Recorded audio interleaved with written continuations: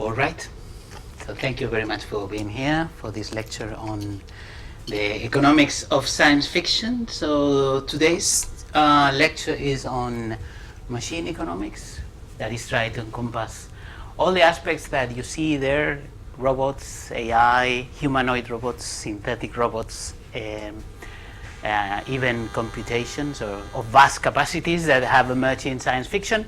So in the purpose of these lectures is to talk a little bit about how economics appears in science fiction, what economic ideas we can actually learn through science fiction, or even just how science fiction, illustrates some important economic concepts. And I like to start these lectures also by giving a bit of a glimpse of how science fiction authors see economics before talking about the economics in science fiction. So for instance, we have this quote from Ursula K. Le Guin in The Dispossessed, where she talks about one of the characters, one of the protagonists, that says he tried to read an elementary economics test. It bored him past endurance. It was like listening to somebody interminably reconstructing a long and stupid dream. So I hope that this lecture is not for you a long and stupid dream, and hopefully you will enjoy it. Right, so what we're going to be doing in today's lecture and in all these lectures is to interchangeably study both how economic principles appear in works of science fiction, and in particular today everything that relates to machines, but also how can we use science fiction to try to understand, not necessarily predict, but to understand imaginary futures where technology, in particular in today's class, has changed and has an impact on economics and the economy and society. So we can see how science fiction has been trying to articulate, some people would say, prepare us for potential futures, not necessarily anticipate those futures, right? So in particular, we are going to be dividing today's class, let's say 2/3, 1/3, 2/3 talking about the economics of robots and AI, automation in general if you want, and the second part on computational economies, that is economies that are managed and run with computers. Okay, so this is the outline for today's lecture. And basically the main question we are going to try to address is how science fiction, if at all, can help us think about the future and the impact of this type of technologies, machines in general. All right, so here we go. So if we want to have to think about what is the first text, and here I'm going to be using text in general for books, video games, films, TV series, that seems like the foundational text for how science fiction has tried to understand automation and machines, which would be RUR, or R-U-R, Rossum Universal Robots, which is a foundational text, as I mentioned. It's a play by Czech author Karel Čapek, a great author. And basically, the play is about artificial humanoids taking over all human activities, including warfare, including production. So a story that I'm sure you have heard before, right? So, 105 years ago, it was already, almost everything is already there, of course, in a quite ironic and satirical way, because Čapek was a very nice satirist. But, all that we seem to associate with the eruption of robots in the economy is there. Right? Here, by the way, is our little friend Eric, the first British robot. You see that it has their RUR, because of course RUR was a big thing in the 20s, and there was the first British robot ever constructed, of course a very basic one. Čapek coined the word robot, so it comes from this play, and the intention by the author was very clear. Right? Because robot comes from an old Slavonic word that is meant to signify forced labor or slavery. But actually, if you find the earliest draft of the play, actually he called these robots labori. That comes from Latin for work. Right? So it was very clear what he wanted to convey, this idea that robots are are labor, are forced labor. Okay?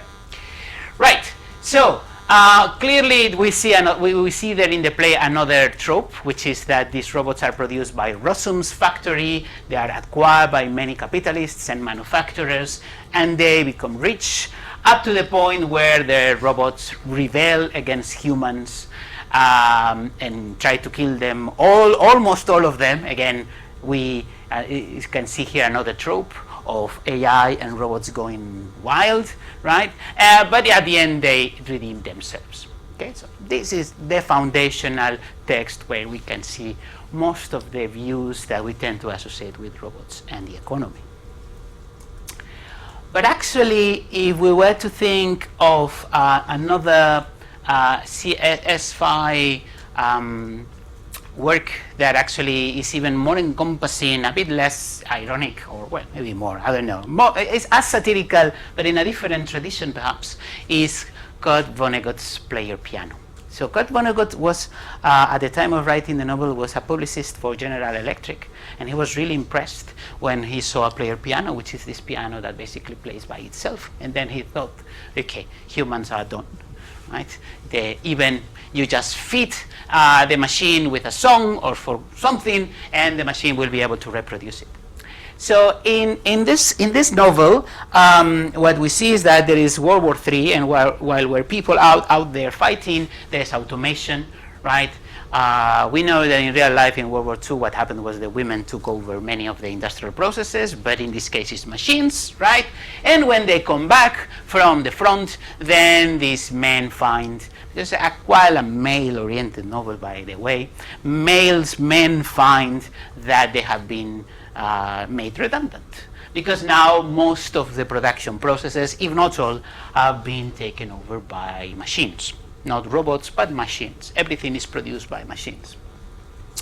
So this society is divided quite hierarchically according to IQ tests, which of course was a very big thing in the mid-century. So basically, if you score well, then you do well. Then you're going to be a manager or a planner or an engineer, and you will have a job.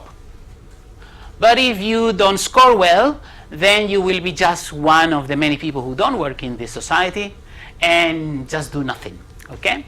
So only this small technocratic elite, which are in charge of overseeing these machines, making sure that they work, maybe improving them, but making sure that everything runs well, only those guys work, whereas the rest is basically economically redundant.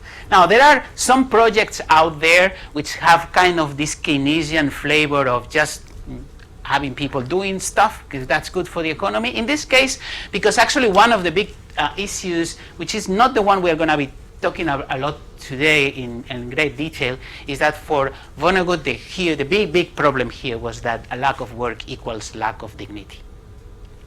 So if you don't work, you don't have human dignity. Right?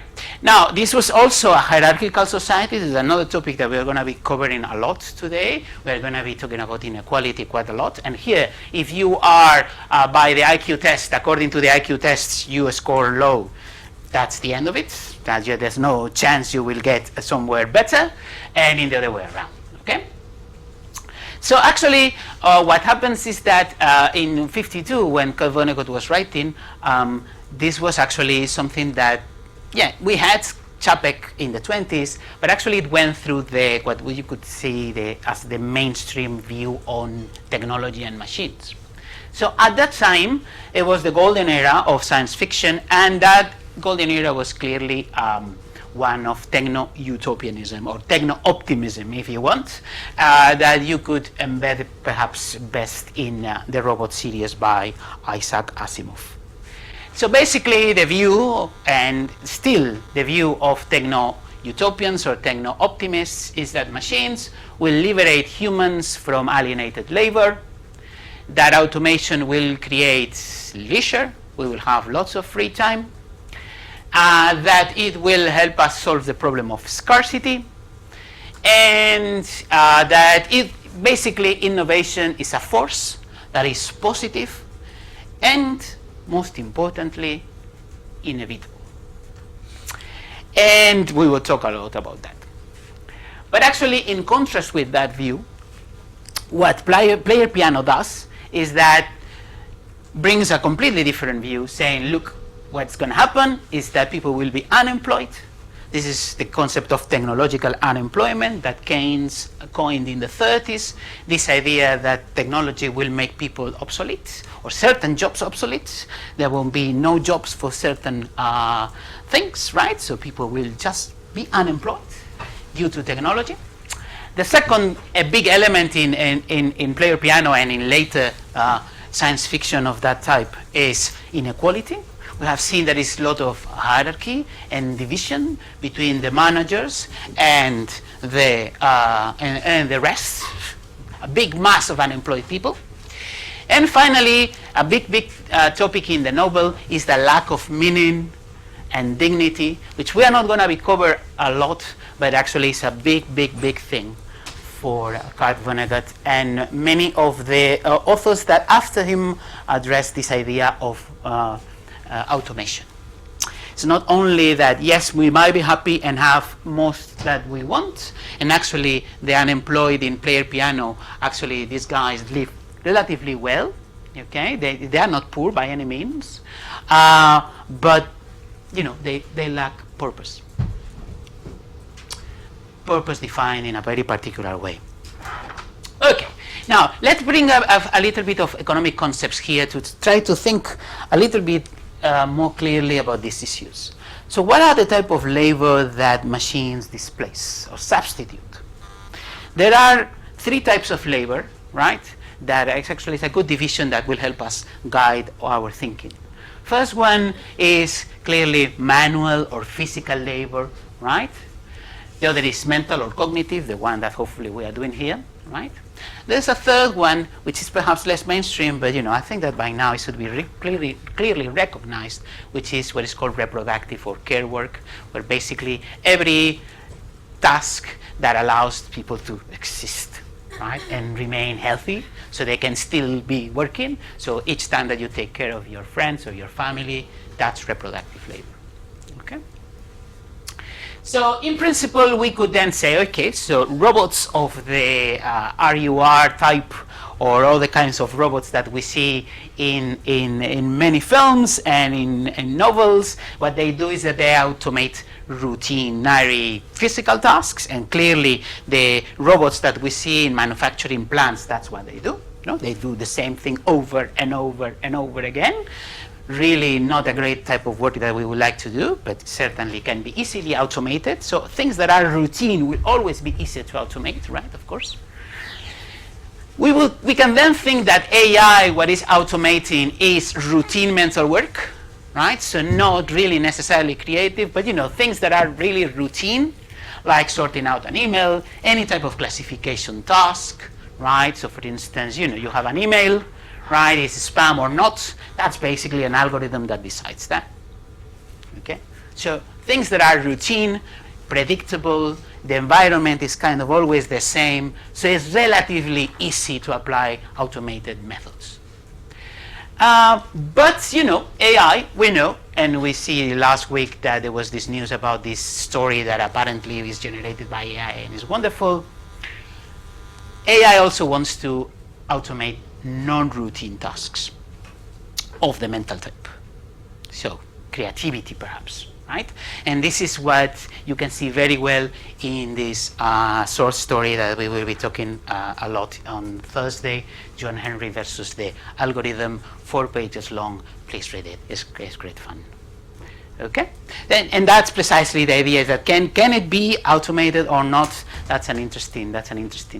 And in principle, if these things continues, then maybe human capital can be made completely redundant. Maybe even you guys being here is completely useless, according to this. All right.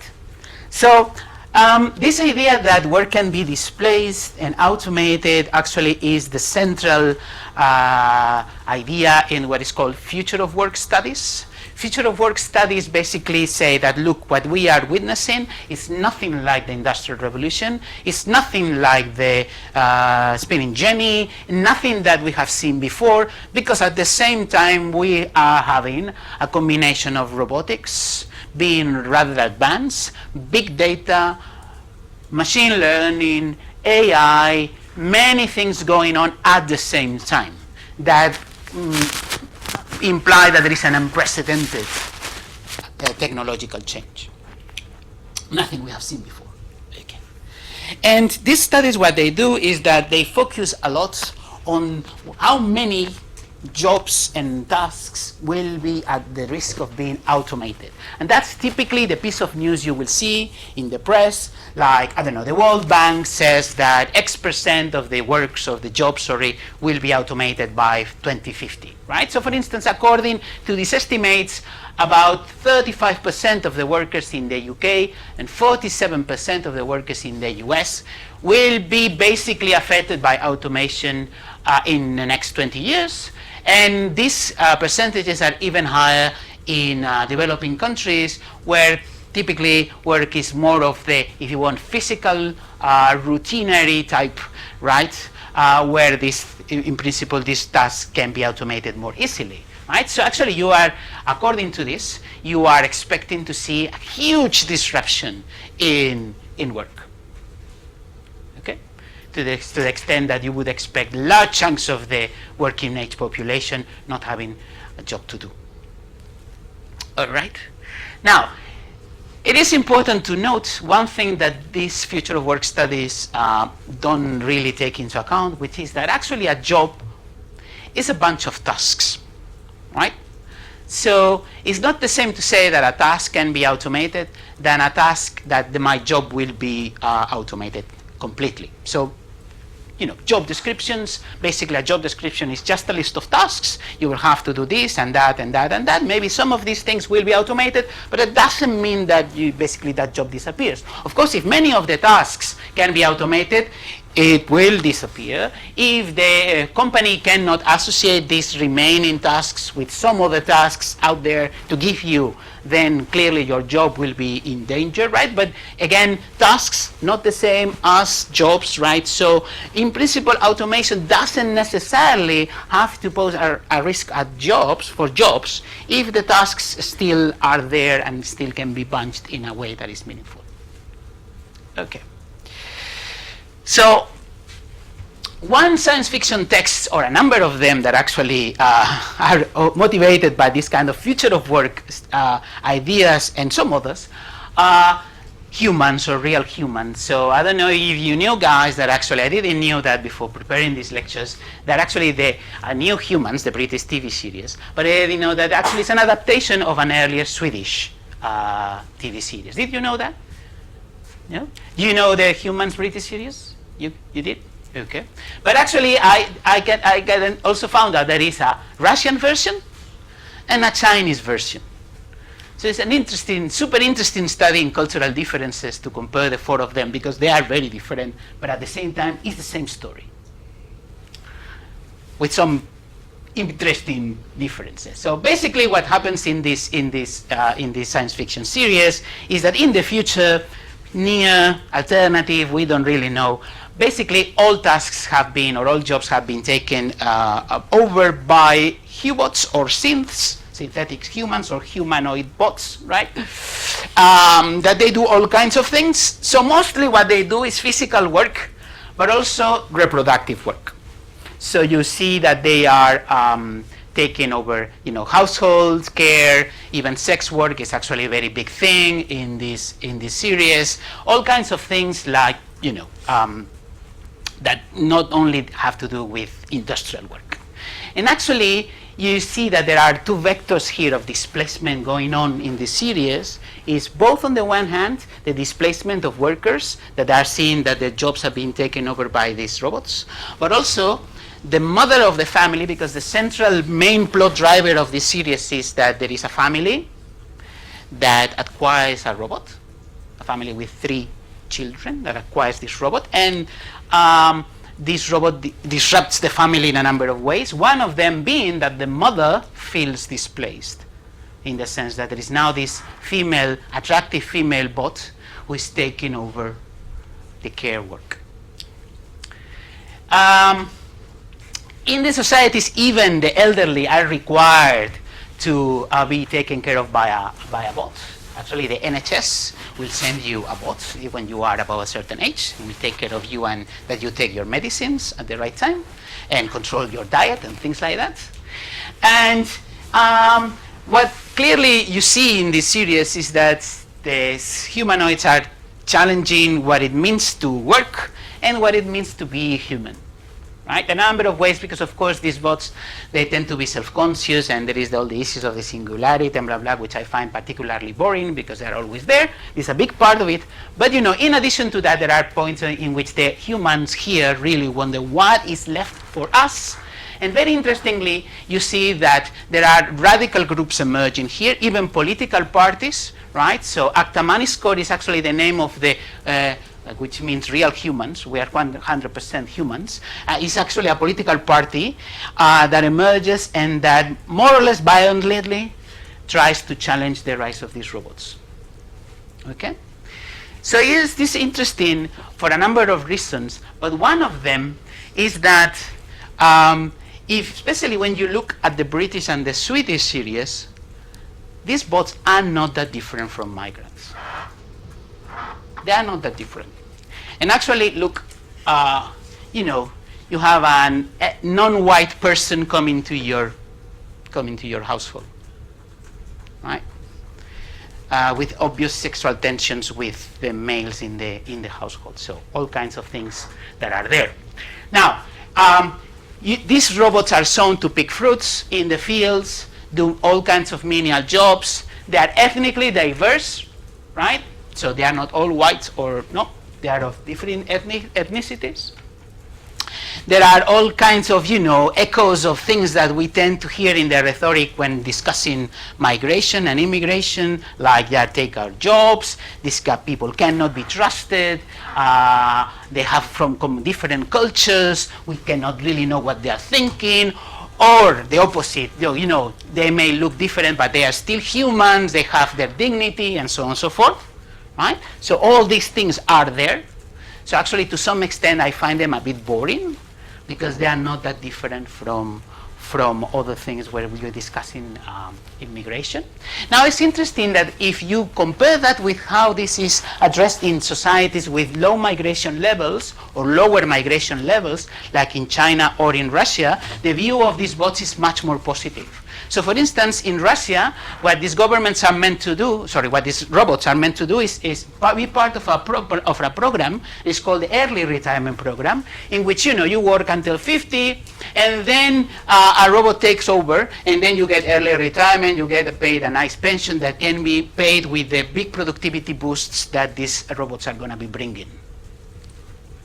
And in China, we see that actually these robots can complement, which is going to be another of the issues we're going to be discussing, they complement the work of people, not substitute, but complement. And another interesting area here is that in all these series, these robots are the creation of genius, a scientific genius out there, which is a way of all regulations, is doing that by themselves, right? Completely alone, and that brings to problems of these robots going rogue or wild, being self-conscious, going against the Asimov protocols, which is one thing that is common to all these TV series, right? Which is that robots have to follow the Asimov laws. They don't have to harm humans. They cannot. They have to protect themselves, but never at the expense of humans, and so on and so forth. And we see these laws being broken. Basically, we are seeing unregulated innovation there. Okay. And now this is, of course, in developed societies. But what happens in the global south?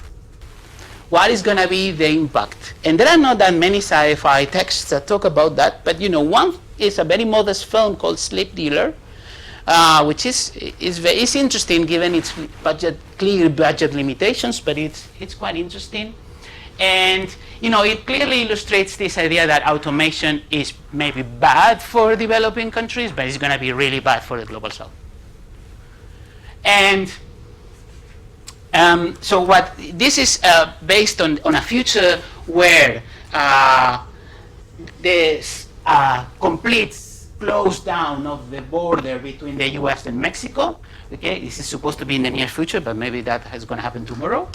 Mexican workers then, because they cannot go to the US, they work remotely. So basically there are these implants that allow you to control remotely a robot, typically working in quite heavy work and manual industries.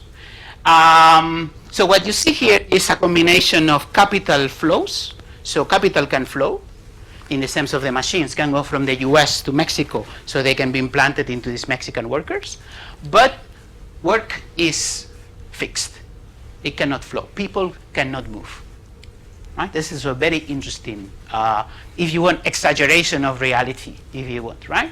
Of course, the health of these workers deteriorates each time that they use these implants, and basically you see that there is huge inequality in health and in outcomes that is maintained and even deepened by this technology.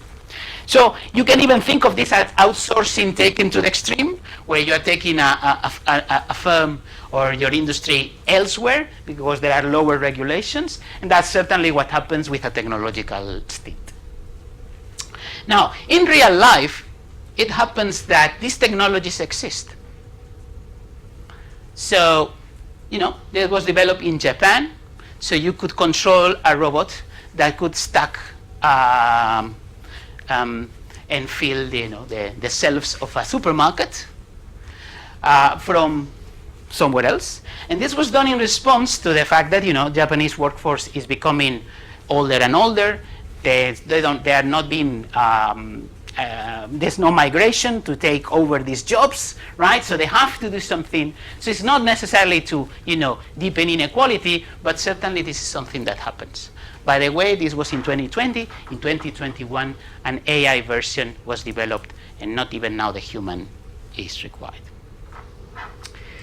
So all these views are taking two fallacies at face value. So when you see all these headlines there, robots will take our jobs, we cannot control it, sooner than you think, robots are coming for you, they will destroy your jobs. So all these narratives are based on two fallacies. The first one is the lump of labor fallacy, which is the belief that there is a fixed number of jobs in the economy, so if a robot takes your job, that's it. The more jobs the robots do, the fewer robots human will do. But the reality is that this, what is called the displacement effect that I just outlined, actually can be offset, if not totally, at least partially, by two other effects, which are the skill complementarity effects, which is that you may work with the machines and achieve better outcomes. So actually it can allow you to do some things that maybe before you could not do. And secondly, there is a productivity effect. Basically that, because now things are cheaper to produce and are produced more productively, both in your industry, there will be more demand because there will be the goods you are selling or the services are cheaper to produce, but also the improvements in your industry may boost the demand and may boost other sectors. The second fallacy is the autonomous technical change fallacy, which is the belief that the technological progress is a self-directing process that is independent of human agency. So robots will come and they will steal your jobs, and there's nothing we could do, or very little we could do. The reality is that actually innovation is driven by motives and incentives. So what Vonnegut didn't foresee when he wrote in 52-player piano, what happened in the next 2 decades is that there was an increase in worker demand, not a decrease in worker demand because of automation or because of machines. What happens is that new technologies generated as many jobs as they were displaced. So these ladies here are people working in switchboards of telephones, right? They were connecting their calls. Of course, these became obsolete very soon. There was no need for people to connect your calls, right? What happened with these ladies? They just became unemployed? No. So what happened was that there was skill upgrading, more tasks being created, the new technologies allowed complementarities, increase the productivity of this sector, then increase all the demands for in other sectors, because actually now communication, transport, all these improvements made easier for you to maybe create a business or run a business more efficiently now, because maybe your calls didn't have to be connected, maybe there was transportation, information technologies that made your business or your productive processes easier and more productive to conduct. Thanks to that, right? So there is an expansion, perhaps, in economic activity due to that, which is, by the way, the same thing that happens with migration, which is that not that migrants take work from natives, is that actually just their mere presence pushes up the demand for other sources, right? Because you are a migrant, you arrive to London, you will have to cut your hair somewhere. You will have to go buy some groceries somewhere, right? So it's basically a similar story. If it works for migration, it works for automation. All right. But the difference here is that whether the innovations are worker-friendly or not is not preordained, is not predetermined. In the case of mid-century America, the reason why Vonnegut was not in the end prescient of what happened was that there was a huge expansion of education in the 40s and 50s, and actually that helped these workers to work and skill upgrade so they could adapt and take the most of these new technologies. The second bit was that there were trade unions which were very strong and actually could influence the automation process and the adoption process. Without them, who knows what would have happened? Well, we know because we are there. So the second thing is the effect of inequality, right? So what is the effect of inequality, of technical change on inequality and robots and things like that? Well, now the difference with the past, if you want, and what is happening now is that you could argue that what has been happening since the 80s is an innovation that is more aimed at automating routine physical tasks, okay? And we know the effect of that was a decrease in the jobs in the industrial sector, which were typically more routine than others, right? And the impact was even larger in developing countries. So the outcome of that is what has been called job polarization, because what happened is that the middle got squeezed, right? So industrial jobs were relatively well paid. They were routinary and not particularly, you didn't need big skills, but actually, they were well paid for a number of reasons, because they are not easy to do, right? Or, they take a toll. So what happened was that, on the one hand, these innovations created a demand for high-skilled workers, the engineers and the planners and the managers that Kurt Vonnegut envisioned. It didn't touch that much people at the bottom of the wage distribution, but it affected the most the people in the middle, increasing in inequality. Okay, so about 50 to 70% of the change in wage inequality in the US is due to automation, not to offshoring or not to the presence of imports from China that might have been taken out some industrial production. 50 to 70% due to robots. Okay? But, at the end of the day, everything depends on what's the type of innovation that we're thinking about. So if it's skill-based, then yes, of the type of player piano, right? You only need managers, you only need engineers and planners, people with a degree if you want. If that is the case, if technical change is skill-based, then yes, technical change will increase inequality. But what happens if, for instance, you have an innovation in production that gives access to knowledge to people who don't know anything about it, right? You don't know anything about gardening, you don't know anything about accounting, you want to set up that, then you ask your little friend, ChatGPT, how to do that. Well, maybe it's going to help you, right? And actually, there is some evidence showing that people at the bottom with always less skill or less experience can benefit quite a lot from AI. Okay? And then, of course, there is also the issue of interpersonal tasks. That maybe what's happened is that, at least for the time being, we're not in the humans world, where bots can do all kinds of interpersonal tasks. We like to talk to humans, right? So for the time being, any job that has need for interpersonal tasks is going to still be there. Okay? So, whether we are in one world or in another, it will depend on which technologies are profitable to adopt. So, for instance, what happened in the Industrial Revolution, one of the things that explains that some countries adopted these innovations and some others they didn't, is because if you had a large population of unemployed people, labor was super cheap. So actually, why are you going to be implementing a very deep, costly and expensive technology when you have all these people out there? Okay? But also, you know, it depends on inequality on access, right? So the effect of inequality is, can you access these technologies or not? That's something we will come back to in a second. Okay, so these ideas, I'm going to kind of skip basically because I've said that, I said them some already, or most of them. They are encompassed in this book, Power and Progress, by Daron Acemoglu and Simon Johnson, which are Nobel Prize laureates. And basically, what they studied with lots of examples, right, where that show from history that actually innovation is influenced by the power of those who can actually influence innovation, the motives of incentives, typically of the elites, right?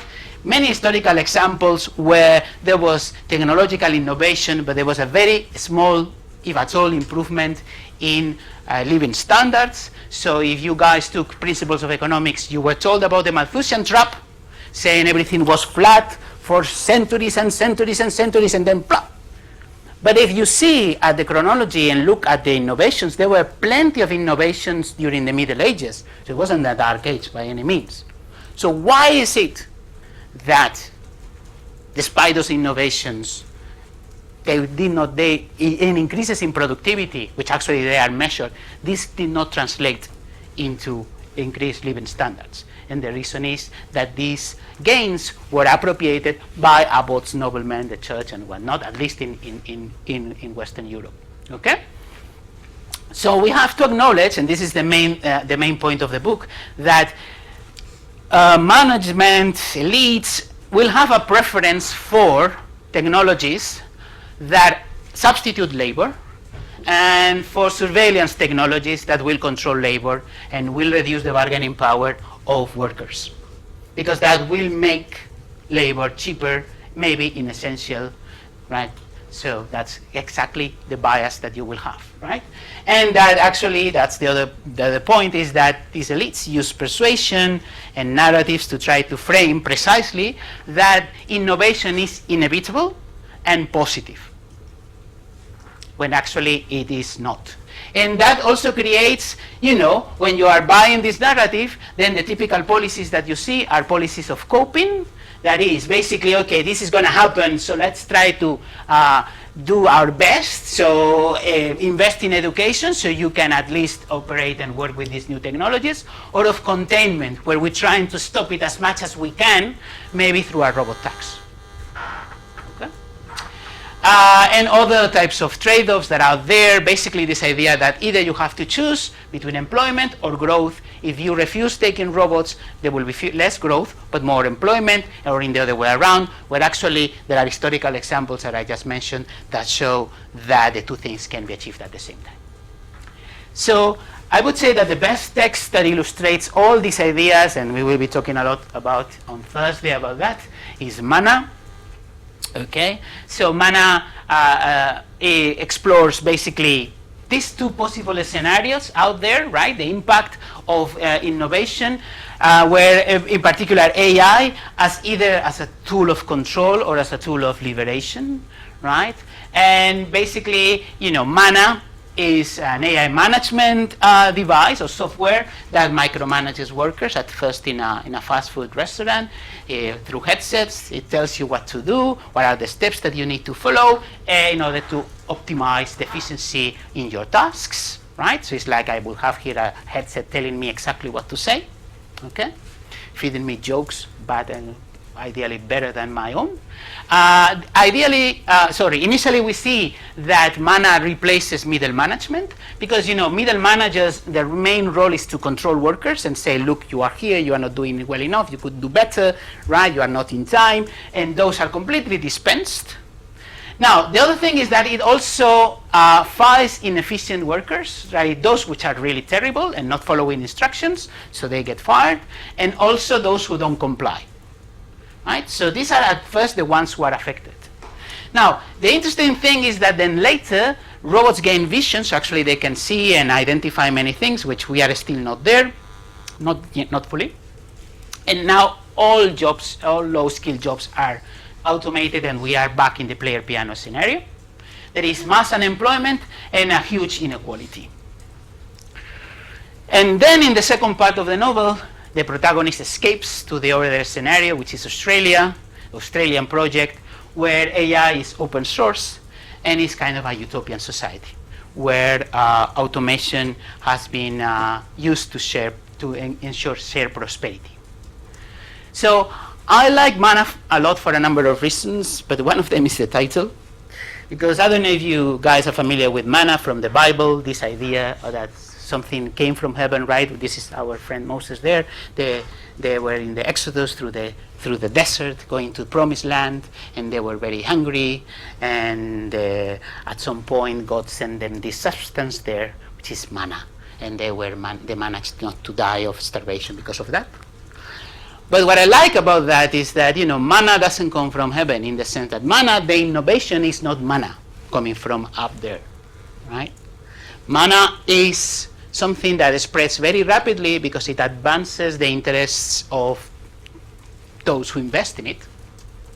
It prioritizes cost cutting and surveillance, because actually manna can see exactly what you are doing and know where you are.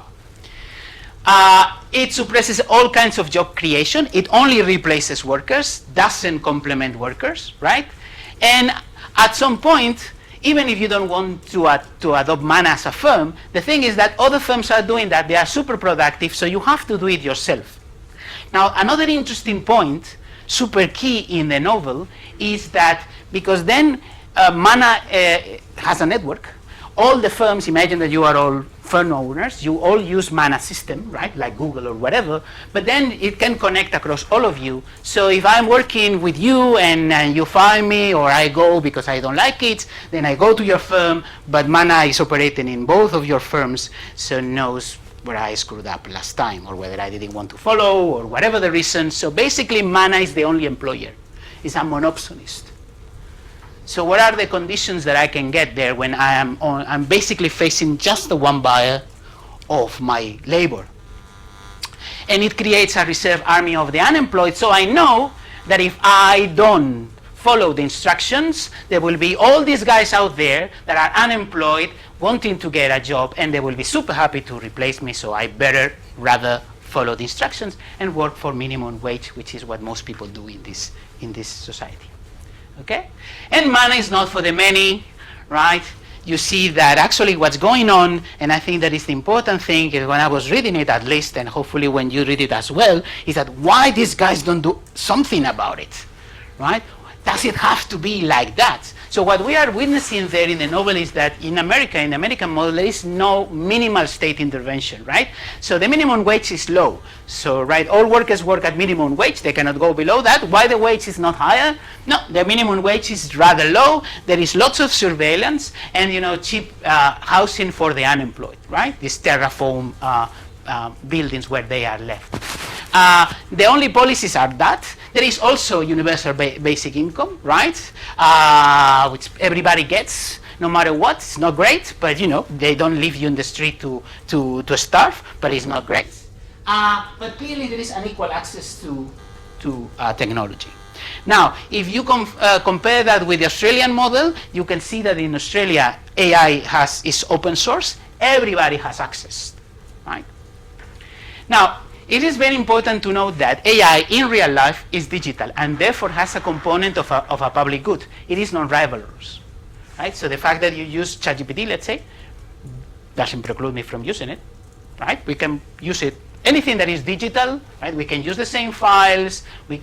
Anything that is digital is non-rivalrous. So it has a public good component. And then it is difficult to create scarcity, but you have to do something about that. And in our real life, what you see is this contrast between AI tools being under a very heavy protection, Right? You cannot get the code for ChatGPT or for Claude or for whatever. But at the same time, the output is completely copyright free. So there's no copyright for the output. So you see the contradiction. Okay. So in the last 10 minutes or so that we have left, we'll talk about computational economies, which are economies that are run by computers. So we are going from robots to computers. So what you see there, I don't know if you see it very well, this is the Moniac. This is a computer, an analog computer that was devised by this guy, Bill Phillips, an economist in LSE, to model the economy. You can see it, one of these versions in the Science Museum here in London. And it's analog computer with water looking at the flows of the economy. And in general, I mean, of course, they didn't use it for that. But the idea is that maybe you could use computer to plan an economy, to allocate resources, maybe people, and so on and so forth. Okay. Now, in computational economies of the type that we see in science fiction, typically there's no money and markets, even though they may exist in some capacity. And the idea is whether these are at all feasible or not under science fiction scenarios. So actually, whether you can run an economy with computers or not goes back to a debate that is a very long thing to tell you in 5 minutes. So I will just give you a big overview. All these old guys here, all dead by the way, and they debated over the 20th century over whether it's possible or not to run an economy that is a planned economy. Okay, so von Mises, which is that guy there, then basically said that no, because basically without price signals, how can you know what's the best allocation of resources if you don't have prices to know what is valued and what is not? Then you have these other two guys, Oscar Lange and Ava Lerner, who said, look, but you can see you can actually replicate a market economy with shadow prices and adjustments. Actually, you can do that. And actually, there is what is called the Lerner-Lange theorem that tells you that actually you could replicate a market economy using planning. And shadow prices. Shadow prices basically means measures of opportunity cost. Okay, not prices that people pay because there are no markets. Okay, but it's a way of measuring how useful and costly each of the resources to produce each of the goods are. And the idea is that, well, you can allow this to adjust through trial and error. If there are shortages, the price is too low. If there are excess supply, the price is, in the other way around, the price is high or low, right? You can adjust that. And the final idea the final retort by our friend Hayek is that, actually what happens is that markets manage to bring information from many people at the same time, information that is dispersed in our heads, whether we value these things or not. This cannot be centralized. How can you gonna get measures of these things? Values, objectives. How do you know the preferences of individuals? There's not a problem of whether actually you can use computers or not to compute these shadow prices, but actually is that you don't even have the information to compute these prices. That's a broad summary of this 70 years long debate. Now, the thing is that in real life, there was attempts to do that. Right? So in the Soviet Union, there was an attempt. So Leonid Kantorovich was a mathematician that in the 60s tried to implement a computerized planned economy using linear programming. Actually, in the 70s, he got the Nobel Prize for his work on linear programming. So this culminated in what is called the OGES, an all-state automated plan that it was going to be run through computers. But actually what happened is that first there was political shifts. Khrushchev left office, or actually was kicked out.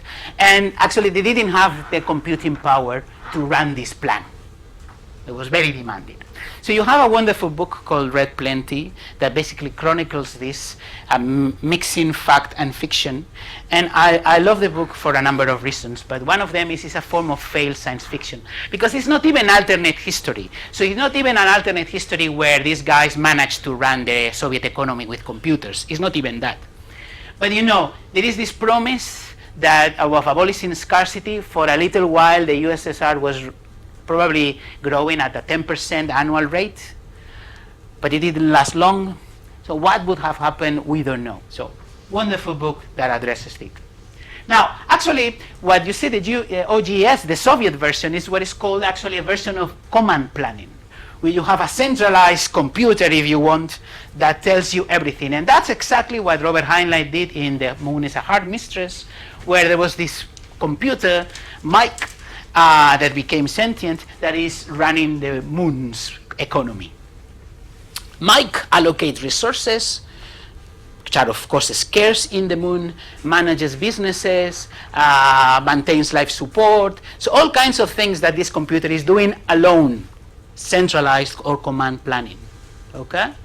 But at the same time, you know, this economy is a bit inefficient for a number of things, most of it because it's under the thumb of the earth, right? So this is kind of an economy that is being repressed, and there is a black market that people use to get what they want. Also an informal economy, there are farms that produce food, they exchange and barter among themselves. It's an interesting thing. Mike plays a big role in the rebellion of the moon against the earth.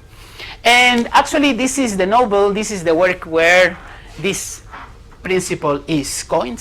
There ain't nothing such that a free lunch. There's nothing as a free lunch. There's no free lunch, right? It was coined here because actually what happens after Mike succeeds in the revolution is that a new economy is implemented, which is completely laissez-faire. So you have to pay for water, electricity, and everything, right? And there's no taxes. So a bit dystopian, but actually this is what happens. And then you can also have an example from real life of the opposite type of planning, is indicative planning. This was implemented in Chile for a little while in the 70s under Salvador Allende's work. And this is the op room. This is a reconstruction of how it looked like, okay? Actually, it was directed by a cybernetist British theorist. And basically the idea is not that there is a big computer out there somewhere in Moscow that is going to be telling you the prices and everything that you have to do. The computer is nothing like Mike, but it's a network of machines, of course very primitive, that was connecting the factories across the country with this operation room. There was also kind of a statistical modeling, so you were there sitting in the room, maybe taking measures of what to do, and you could say, look, if you guys keep doing that, you're going to have a shortage of this input, maybe you want to do something else. So it was more indicative, suggestive, rather than actually telling people what to do, okay? It was decentralized, it was meant to be in real time to help people to work better, and actually also workers were meant to participate there and tell the planners, look, these are the variables that we think are important. A funny thing is that now it makes kind of sense, no? But the plan to install something called algedonic methods in every household in Chile, basically, you know, a measure where you could say whether you are happy or not with the policies being implemented. In a scale from 0 to 10, you could do that with a little wheel. And that was basically the idea, that that's what we are doing all the time with surveys, right? Saying whether we are happy or not. And they try to do that in real time to see whether it was a good idea or a bad idea. And a version of indicative planning, we have it in The Dispossessed by Ursula K. Le Guin. We saw the quotation at the beginning. And there's a planet called Anares, whose economy is coordinated through this computer. So this computer will tell people what to do. I mean, it will suggest you should go there and do that, but you could say no. You could say no if you wanted. So basically the computer is telling you, look, we need a carpenter at that place. Would you mind going there? I know you only know a little bit about carpentry, but you know, it will be good for us to do that. You could say, no, I don't want to go there. Right? Still, this is a society where there is the social norm that you should do as told, because you know this is a planet. This is a separate story. Great book, by the way. I would recommend it that you read it. It's very harsh conditions, so people really here want to try to help as much as they can. So people rarely say no because there are all kinds of social norm sanctions. And the idea is that this is an economy where basically you want to preserve the autonomy of individuals, you reassign the work, you try to avoid consumption, overconsumption and waste, but basically it is decentralized because actually Ursula was was an anarchist of the good kind, not like Heinlein, and she understood that planning has democratic problems. Okay, guys, I'm gonna be just concluding with this and say what are the problems that any economy, any planned economy will be facing, regardless of whether it's science fictional or not. And there are 3 problems. One is the power problem. Who decides? In the culture books, it is benevolent AIs. But who decides what is the objective function that we want to maximize and optimize? Right? Second problem is the knowledge problem. How do we know what people want? How do we get this information? Actually, this is the area where we have advanced the most, because you all have smartphones in your phones, in your pockets, sorry. They are providing information about what you want and what you like and where you are. We are now having all kinds of big data that tells us lots of things about what people want and like. And the final problem is the feasibility problem. Even if you have clear objective, even if you know everything you need to know, can you compute a plan for the entire economy in reasonable time with quantum computers, like in 2312 by Kim Stanley Robinson, or AI or whatever, but can you actually even do that? It's highly complex, dynamic, resource intensive. Okay, guys? So that's it. I hope you enjoyed it, and I'll see you on Thursday.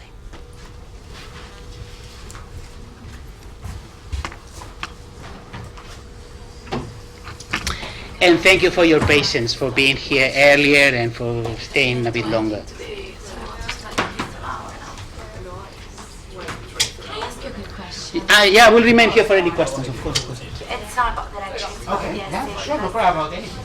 I had emailed the other module coordinator, but I never got the answer. So I'm thinking about my question, and I'm a bit undecided. Because I wanted to write it on a movie at the start, and I've just never written an essay.